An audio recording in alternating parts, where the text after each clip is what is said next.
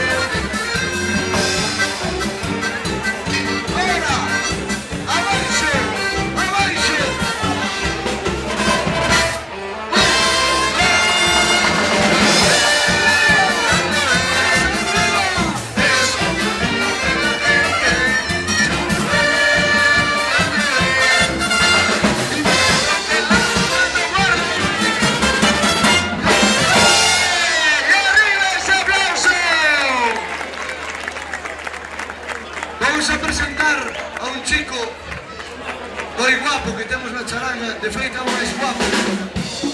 É o máis guapo que temos na charanga. Un chico pelirrojo, ollos azules, todo guapo. Cando sone a primeira nota do piano, necesito que lle leades unhas palmas arriba. Chámase Xiao e vende de Bertamirás, por favor. Arriba ese aplauso para él, arriba ese aplauso. Cando sone a primeira... Sa!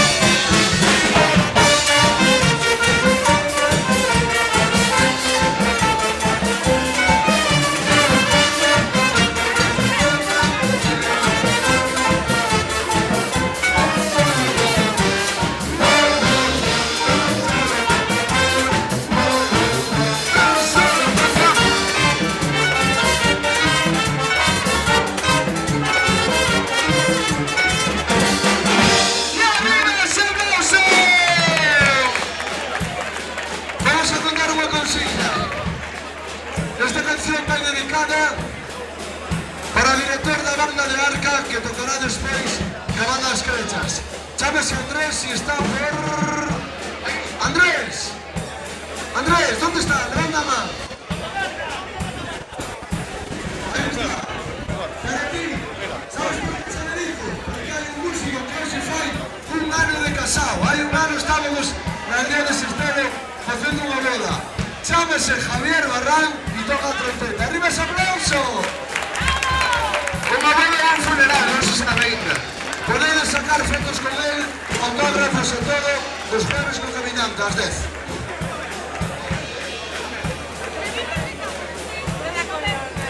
En toda sesión verbal siempre se bailó unos valses. Agarramos la parella o agarramos a quien tenemos ao lado y sonan estos valses de la bebe más. Así te lo toca el chico de las gafas de sol. Suena así. Toca las gafas, tampoco.